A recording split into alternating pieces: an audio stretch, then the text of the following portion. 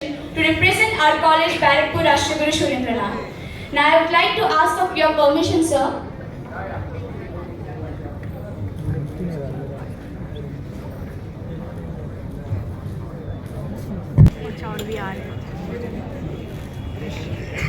और नहीं हो सर बस चल रहा है। अच्छा ये बताओ, स्कूल वालों को अगर गर्मियों के बीच में ही स्कूल खोलना है तो ये छुट्टी देते क्यों है?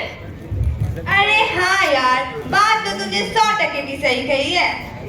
बाय द वे दोस्तों, जानते हो मेरे घर पे ना सोलर पैनल लगा है। सोलर पैनल है, सोलर पैनल नाम सुना सुना सा लग रहा है, पर क्या होता है याद सा नहीं आ रहा है। अरे अच्छा, वो ना जिसके सन की एनर्जी से इलेक्ट्रिसिटी बनाई जाती है। हाँ हाँ वही। लो इसमें कौन सी बड़ी बात है, इलेक्ट्रिसिटी है वो तो हम सबके घर आती है, हम तो नहीं इतना इतराते। ये शिवांगी भी ना। अरे ma'am ma'am ma'am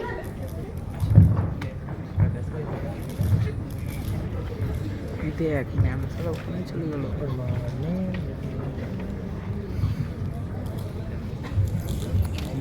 good morning class. Good morning. काफी दिनों बाद ये गाना सुना। तुम बच्चे इतने बड़े हो गए हो पर आदतें वैसी की वैसी, चेंज तो होना ही नहीं है हमें, है ना? अरे वाह बेटा, इतनी जल्दी कैसे आ गए आप? कोई तकलीफ तो नहीं हुई ना रास्ते में आपको? अच्छा बेटा एक बात बताओ, गेम्स पीरियड में तो आप बच्चे इतना लेट नहीं होते, फिर क्लास में इतनी देरी क्यों? অনেকটা মডিফাই করেছে। Get inside. Class sit down. Thank you. अच्छा बच्चों, तुमने समर वेकेशन में कुछ पढ़ा वरा या फिर सिर्फ घूमते ही रहे सब? And what about the holiday homework? Complete किया कि नहीं? हाँ मैम अभी क्या बोलती है, पूरा समर वेकेशन तो हॉलिडे होमवर्क करने में निकल गया, कहीं घूमने का मौका ही नहीं मिला। और ऊपर से इस बीच गर्मी में स्कूल खोल दिया। कितनी गर्मी है आज। बेटा बात तो तुमने बिल्कुल सही कही है, गर्मी तो है, पर 75% अटेंडेंस दैट्स मोर इम्पोर्टेंट। उसके बिना किसी को एग्जाम हॉल में कदम ना रखने दूं मैं। पर बच्चों कुछ तो नया सीखा होगा ना तुम लोगों ने समर वेकेशन में? सीखा है ना। क्या सीखा है?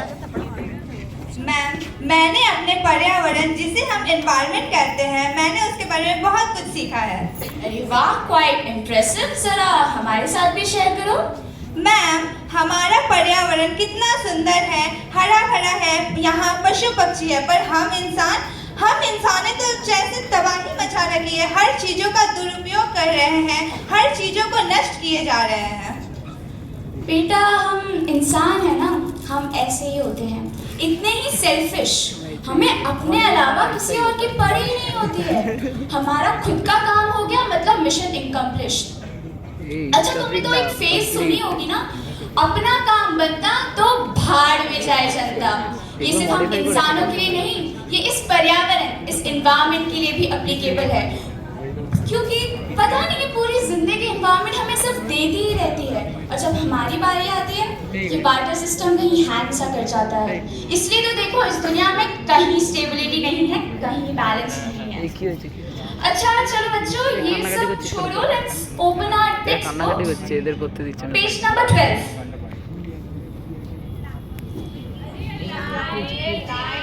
Class pin drop silence. I am still standing here. ये क्लास या fish market I don't know. कब सुधरोगे तुम बच्चे? हाँ मैम ये स्कूल की लाइट भी ना कभी भी चली जाती है, मेरे घर पे तो ऐसा होता ही नहीं है। क्यों बेटा, आपके घर ऐसी कौन सी फैसिलिटी है? मैम मेरे घर पे ना सोलर पैनल लगा है, सोलर पैनल। वाह सोलर पैनल। हाँ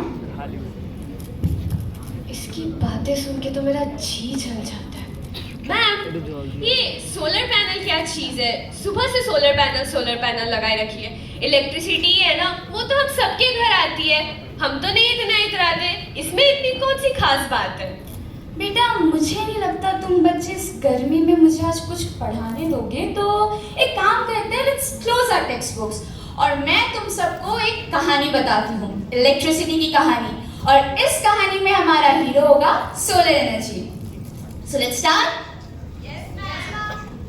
वैसे तो इलेक्ट्रिसिटी हमेशा से हमारे बीच एक ऊर्जा, एक एनर्जी के रूप में प्रेजेंट थी, पर 1700s में बेंजामिन फ्रैंकलिन के एक एक्सपेरिमेंट के थ्रू इसे हमारे सामने रखा गया।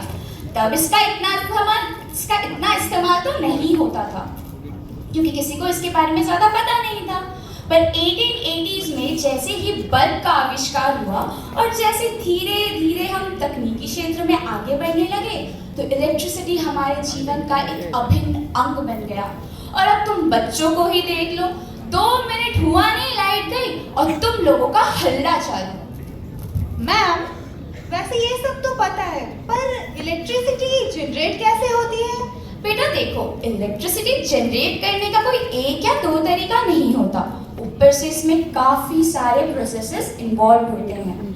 इलेक्ट्रिसिटी को हम थर्मल एनर्जी, जैसे हम हीट एनर्जी भी कहते हैं, या तो विंड एनर्जी, हाइड्रो एनर्जी और साथ ही साथ सोलर एनर्जी से भी जनरेट कर सकते हैं। But let me tell you one thing, producing और generating electricity and that also by thermal energy, वो भी फॉसिल फ्यूल्स को जला के, is a big no no for our environment. पूछो क्यों? देखो बेटे, फॉसिल फ्यूल्स अर्थात कोल या नेचुरल गैसेस, जब इनको जलाया जाता है, they produce some toxic gases. These gases are also known as greenhouse gases. नाम बड़ा प्यारा सा, बड़ा हरा भरा लग रहा होगा ना, but these gases, they are evil, they are hazardous not only for the environment but also for us humans। अब environment की बात करें तो ग्लोबल वार्मिंग नाम सुना है तुम लोगों ने? चलो कोई ना, मैं ही बता देती हूँ। बस इतना समझ लो कि हर साल हमारे इस पृथ्वी का जो धीरे धीरे तापमान बढ़ रहा है, इतनी ड्रास्टिक क्लाइमेटिक चेंजेस आ रही हैं, सी लेवल्स इंक्रीज हो रही हैं, कई जगह तो सबमर्ज भी हो चुकी हैं, और इतना स्पॉन्टेनियस आउटब्रेक, और स्पेशली आज की गर्मी, ये सब इस ग्लोबल वार्मिंग का ही किया गया है बेटा। और रही बात इंसानों की, तो हृदय रोग, श्वसन रोग अर्थात हार्ट डिजीजेस या respiratory diseases, these all gases are the reason of these diseases। अब आते हैं हाइड्रो एनर्जी पर, जिसे हम हाइड्रो पावर भी कहते हैं। नाम से तो पता चल ही रहा होगा, पानी में जो मैकेनिकल एनर्जी होता है उसे ही इलेक्ट्रिकल एनर्जी में कन्वर्ट किया जाता है। पर 1 गैलन इलेक्ट्रिसिटी पर सॉरी बच्चों, मैं थोड़ा कंफ्यूज हो गई। 200 या 300 से 20,000 गैलन पानी लगता है 1 megawatt electricity per hour generate करने के लिए। Isn't that such an unfair use of water? Don't you think so? और अब बात आती है सोलर एनर्जी की। सोलर एनर्जी ये एक रिन्यूएबल रिसोर्स है, अर्थात नवकरणीय संसाधन। ये प्लेंटी अमाउंट में प्रेजेंट है इस दुनिया में, और सिर्फ रिप्लेनिश करने में साल भर क्या, 1 दिन का भी समय नहीं लगता। और जब एक बार सोलर पैनल घर में लगा लिया, तो मेंटेनेंस की नो खिचकिच नो चिच्चे, क्योंकि महीने में एक बार तो या साल में एक बार ये हमेशा काम करता है। इससे हमारे एनवायरनमेंट या प्रकृति किसी को कोई हानि नहीं पहुंचती, ना ही हमें इससे कोई हार्म होता है। साथ ही साथ जब सोलर एनर्जी को हम स्टोर भी कर सकते हैं। That's a very new thing, पता है? जब बैड वेदर होता है या फिर बाहर का क्लाइमेट या धूप कम होती है, तो उसी स्टोर एनर्जी को हम बाद में यूज कर सकते हैं, और इससे हमारे घर का इलेक्ट्रिसिटी बिल भी कम आता है। मैम, मेरे तो फिर मजे ही मजे हैं, क्योंकि मेरे घर पे तो सोलर पैनल लगा है। मेरे को तो बिल की कोई चिंता ही नहीं। मैं घर पर दिन भर टीवी, एसी, कूलर सब कुछ चलाओ, मम्मा तो कुछ बोलेगी भी नहीं, और ऊपर से इलेक्ट्रिक बिल भी नहीं आएगा। देखा इंसान।